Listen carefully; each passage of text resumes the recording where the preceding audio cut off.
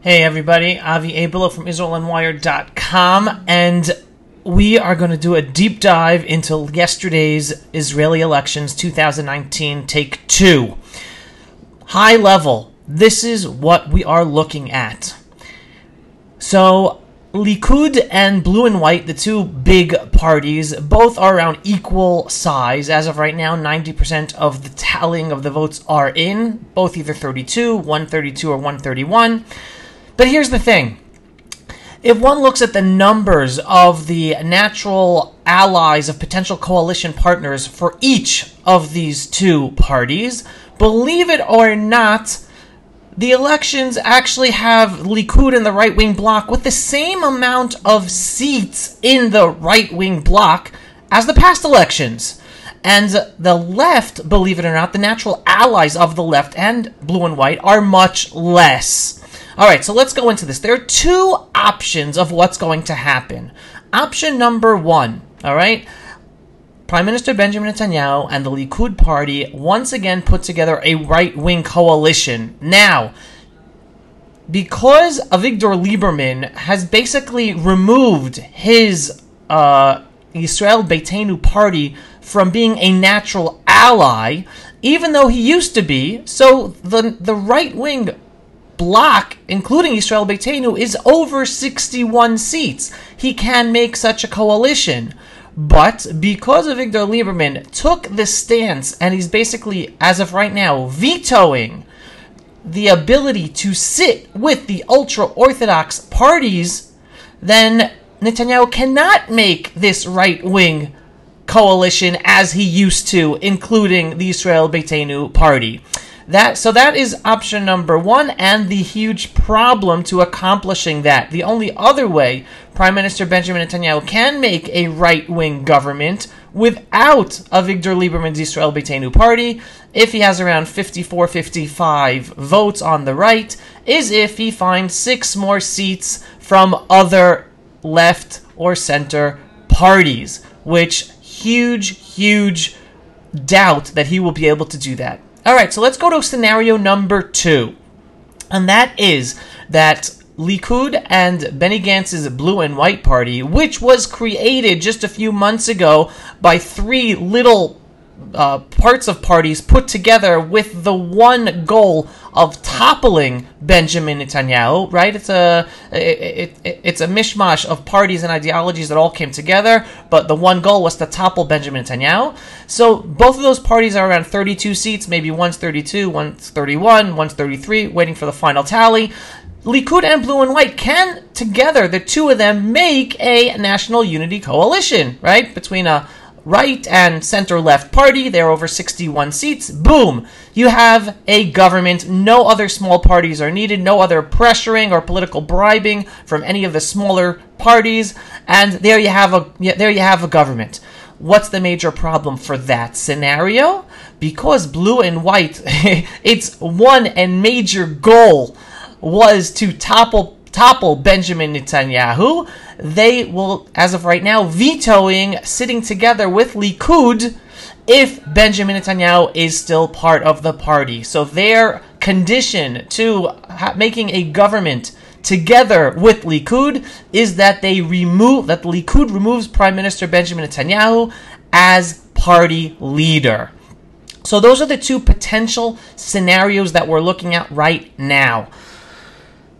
Bottom line, we're looking at chaos. We're looking at a chaotic situation. We don't know what's going to do. We don't know what political machinations are going to take place.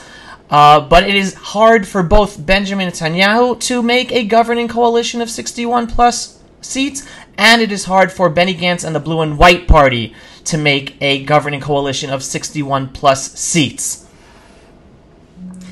And the biggest loser of all is the Israeli people, because here we have a historic opportunity to take advantage of the friendliest world leader ever in power, who understands how critical a strong Israel is on the world stage, and I'm talking about President Trump of the United States of America, and by either Prime Minister Benjamin Netanyahu not continuing as Prime Minister, or having a much weaker center-left party running the government, we will be missing the opportunities of moving forward with this phenomenal support that we never had before, and we will probably never have again from a world power in order to push forward Israel's stance in the world and standing up to our enemies for our national and historic rights in our homeland.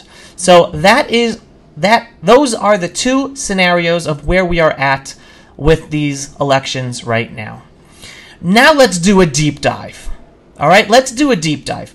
Who are the true winners and losers of this elections? And I'm going to tell you right now, I'm going to give you more of the truth than you're receiving from 99.9% of all the media you are reading or watching, whether it's Israeli media, whether it's Jewish media, whether it's regular media in whatever country you are in. Because the line of the media, especially here in Israel and the Jewish media, is that there are three major winners of this election and one major loser of this election. Okay? Now, the three major winners, according to the media's lines, is one, Avigdor Lieberman, because he is now, his Yisrael Beitenu party is now the kingmaker of this upcoming government, and that is true. He is kingmaker. In the last government, he was only 4 seats. In this government, he has 9 seats. Because he took the anti-ultra-Orthodox stance, or the veto of sitting with ultra-Orthodox, his party grew from 5 to 9, and he is now the kingmaker of being able to create a right-wing government or a center-left government. And of course, as I discussed before, the center-left government is also problematic because it's almost impossible to think that he would sit with the Arab parties. It's impossible that the Arab parties would sit in the government. And even the far-left Jewish parties, it is hard to see a coalition where Avigdor Lieberman's Yisrael Beitenu party sits together with them. But yes, the media is correct. The major winner of this election is Avigdor Lieberman and his Yisrael Beitenu party. That's number one. The next winner, the media is trying to brainwash us, is the Joint Arab Party. The Joint Arab Party, right now, according to 90% of votes tallied, have gained 13 seats. Now, the media is trying to say how historic this is and how unbelievable this is. But folks, 2 elections ago, if I'm not mistaken, the Arab parties also had 13 seats in the Knesset. So nothing historic about that. But what is historic is, what's hysterical, is the media's focusing on this Arab party. Because believe it or not, majority of the members and leadership of this joint Arab list are anti-Israel.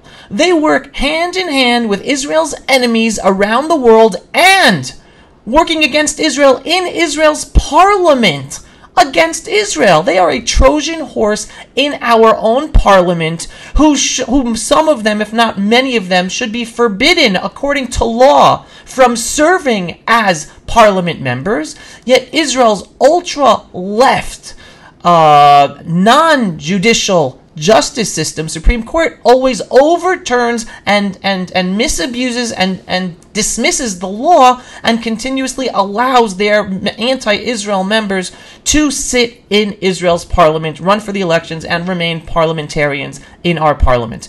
The irony is that the Likud party, under Prime Minister Benjamin Netanyahu and the right-wing coalition, have done and continue to do more for the Israeli Arab and Muslim population than the Joint Arab Party, even though those are their constituents. They do almost nothing for their actual constituents, Israeli Arabs. All they do is bash Israel, try to hurt Israel on the world stage, partner with the Palestinian Authority in different strategic initiatives against Israel around the world and in Israel's parliament, the Knesset. They do hardly anything for their own constituents, the Arab Israelis, and it's the Likud and the right-wing parties that do more for the Muslim Arabs, for Israeli Arab citizens. And yet the media is making all this fuss, saying that the Joint Arab List, coming out with 13 seats, is a major winner of this election. And that is sad. It shows more a function of how left and how disconnected from reality the Israeli media is, mass media, and even many Jewish media outlets, by continuously focusing on this instead of focusing on how sad it is that Israeli Arabs are not getting the representation they deserve to have their needs met by their own parties that they vote for. That should be the focus of the media when talking about the joint Arab list in Israel's Knesset. But it is not. Okay? So even though they are being pointed to as a winner of this election, it's a non-issue. It's a nothing burger. The big issue is that they work towards destroying Israel, and yet they get all this focus, and that true issue is ignored. Okay?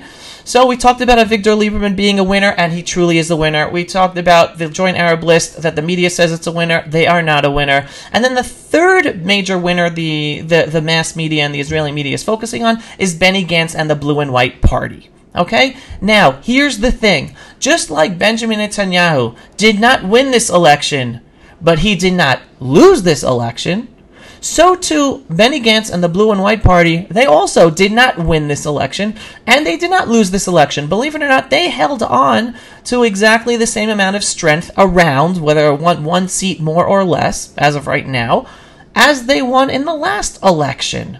So, the truth is, there is more potential than ever before for Benny Gantz and the Blue and White Party to be part of a ruling coalition and potentially to be prime minister. But as we've already spoken about, the challenges for him to put together a ruling coalition and become prime minister are just as hard, if not harder in some ways, than sitting prime minister Benjamin Netanyahu. So again, the massive attention that has been given to Benny Gantz and the Blue and White Party as a winner of this election is not proportional with the realistic outcome of this election. It is a chaotic outcome, making it hard for anybody to make a coalition government. So, does he have more potential to make a government than ever before? Yes. Is he really a winner of this election? No, because he is just as challenged in making a government, a ruling coalition, as Prime Minister Benjamin Netanyahu. But once again, that is a major focus of the media, even with the challenges focusing on how he and the Blue and White Party are a winner in this election. Now let's focus on the major loser of this election. And believe it or not, on this, the media is correct. The major loser of this election is Prime Minister Benjamin Netanyahu.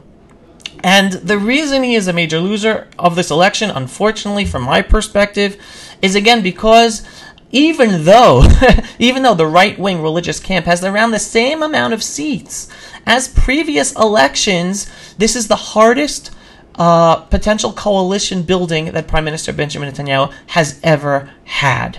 Because one, the Likud party lost some seats, and not only that, but his own personal standing has taken a huge hit, okay? Because right now you have the major party, the other major party, Blue and White, that is basically saying we will happily sit in a coalition with Likud, but only without Prime Minister Benjamin Netanyahu. There is a major atmosphere of no more Netanyahu in Israeli politics. And believe it or not, I believe part of the reason the Likud party went down in seats, and part of the reason that even many right-wing voters did not go out to vote. Okay, the voting turnout of the right wing in right-wing religious areas was lower than other elections. And if you think about how dangerous the potential danger we were up against in Blue and White winning and being able to make a left-wing coalition, and the damage it might have done to Israel's status, to the security situation, to the religious state issues in this country, going all the way left, going anti-Jewish, to internalize that a large number of right-wing voters did not go out to vote is mind-boggling. It truly is mind-boggling. But yet, my analysis is as follows.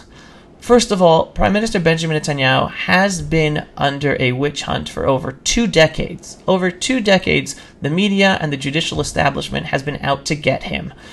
When they talk about potential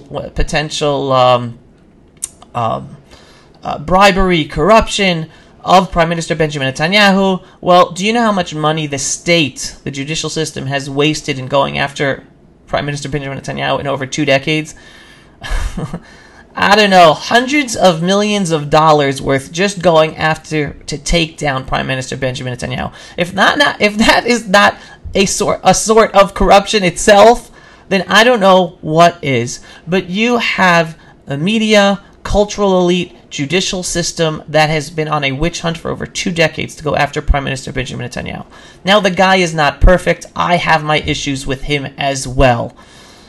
But many Israelis today have been, I believe, brainwashed to believe that this is a guy that just has to go.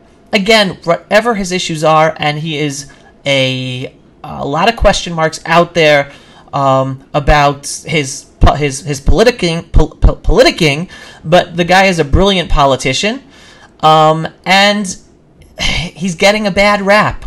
Whether that means he should continue as prime minister after 13 years, that's a different question. But many people believing that he must go, and even voting for someone who does not have as much experience or potential skills to do as good a job of him just because they want to get rid of Bibi, that to me is because of this 2 decades witch hunt against him that created this atmosphere of anti-Bibiism. Every politician has his problems. Every politician rubs people the wrong way, but that does not equal the amount of hatred and dissatisfaction with Netanyahu in the public sphere, which I again blame this 2 decades of witch hunt from the media, from cultural elites, and from the judicial system. So that took a hit, and with him being in a weakened spot politically, this also, to make a coalition, it also weakens him personally, meaning there is more and more of a movement to basically say, Bibi, that's it. You're losing the trust of the nation. People didn't even come out to vote for you because they're not as confident about you, even your own potential supporters who are thankful for what you have accomplished. So that's one reason why I believe Prime Minister Benjamin Netanyahu has been weakened personally and is a big loser of this election. The other reason I believe he's a loser of this election and did not get the support of everyone, even from his natural supporters, is honestly, many people don't believe him anymore. Prime Minister Benjamin Netanyahu is a brilliant strategic politician, but sometimes he might over-strategize and overplay his cards. He is always making promises, especially to his base. He's always making promises to make changes, to take care of illegal Arab building while Khan al-Ahmar is still standing, even though the Supreme Court of Justice ruled that it has to be taken down. He always says he's not going to take down Jewish building that are not illegal but questionable because of too many issues to go into right now, but decades of legal issues that don't necessarily have to bring about the destruction of Jewish homes or Jewish communities. Yet Prime Minister Benjamin Netanyahu allowed that to happen under his watch. And also in terms of sovereignty. Yes, even with President Trump in the White House for close to 3 years, Prime Minister Benjamin Netanyahu has not taken advantage of that to push forward and strengthening Israel and our rights in our homeland. He had a mandate to do that. He did not have to wait for the elections to say, give me a mandate now, and now I will apply sovereignty in the Jordan Valley, and I will start applying sovereignty in Judea and Samaria. He had 3 years of President Trump to make those changes, and he didn't. And he had countless of years to make changes to the judicial system, and he didn't allow those changes to happen either. He overplayed his cards. He did not come through for his natural constituents, and many of his natural constituents did not come out to support because they don't believe the guy anymore of how good he is, even though he has been good in many of ways. I can explain strategically why he makes each and every decision, even though I disagree, and even though he might be right strategically, but he has little by little lost his own base of supporters who are not as excited about him as continuing to be prime minister. So he has continuously shot himself in the foot by making promises and not fulfilling, and in other issues, not even making the changes he could have made when he had the natural coalition to make those changes, like the changes to the justice system and the Supreme Court. He had a right-wing coalition, the most right-wing justice minister we ever had, and I don't know when the next time we're going to have another one willing to make the necessary changes to once again align the checks and balances between the justice system and the legislative and executive branches of Israel. We had the chance, and he blew it. He did not allow his own government to make the necessary changes to strengthen Israel's democracy and take away some of the extra powers the judicial system stole away from the executive and legislative. He did not do it. So it's because of this and other issues of things his base wanted him to do and he didn't do, and promises he made that he didn't fulfill, that there was a much lower level of excitement to go out and vote for him. And it baffles my mind, but that's the reality, and that's my analysis of this reality. So where do we go from here? Okay? And I'm not going into some of the other little parties. I'm focusing on the major loser. Where do we go from here? Honestly, I don't know. I seriously don't know. On the one hand, there is a chance Netanyahu can continue to be prime minister, but again, if he does, he will be weakened. It most probably will not be a strong right-wing government. I am prepared to be pleasantly surprised to see what kind of tricks he pulls out of his hat this time to try to make that happen. But as I said, he has much fewer options than ever before to continue to be the Israeli prime minister and lead the next government. Everyone's asking, will there be third elections? Wow. Let's put it this way. The Israeli public does not want third elections. And if there were to be third elections, I am almost positive Prime Minister Benjamin Netanyahu will not be the leader of the Likud party. It would probably hurt the chances of the Likud and the right even more than now, because this frustration with Netanyahu will just grow. This growing tsunami against him will continue to grow. It's not dissipating. If anything else, because he's much more weaker right now, the attack against him and the judicial cases against him that are supposedly only a few weeks or months down the line when they're going to hit the headlines again, is just raising the appetite of all the anti-Bibi coalition, the media, the cultural elites, and the judicial system to ratchet up their attacks against him to make him even more weak if there would be a third elections. Can there be a third elections in another few months? For sure there could be, but again, because of the public sentiment not wanting elections and election fatigue, I'm sure everyone is going to be trying to do whatever they could to prevent having to go to elections again. The government we will have, if there are no third elections, what government will we have? Again, I don't know. But I do want to end on the positive note that I'm a big believer in, and anyone who follows me knows that this is the line I take, and I want you all to internalize this as well and pass this on. Regardless of who becomes prime minister, regardless of what government it is, if it's a government I'm going to be praising, or if it's a government I'm going to be complaining about and crying about, still, we must be thankful that we have a Jewish state of Israel. We must be thankful that we have a government of the Jewish people in our own state where we are sovereign with our own army. We have survived thousands of years of persecution and exile. In Israel, we have survived bad Israeli governments. The Yitzhak Rabin government was a disaster for Israel that opened the gates of hell upon us with terrorism, the establishment of the Palestinian Authority, giving our enemies guns, strategically helping them on the diplomatic, geopolitical sphere to hurt Israel on the international scene. That was one of the worst governments. Shimon Peres, one of the worst prime ministers, continuing that, and continuing Prime Minister Yitzhak Rabin's nicknaming murdered Israelis as sacrifices for peace.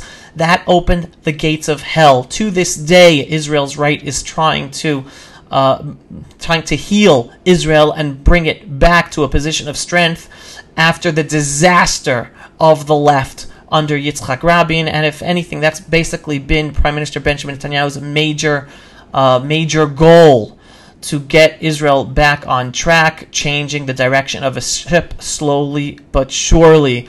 And that's an explanation of why he didn't go through with all the changes I want him to go in order to strengthen Israel, because in a geopolitical strategic sense, he had to take it one step at a time in a smart way. That's for a different video.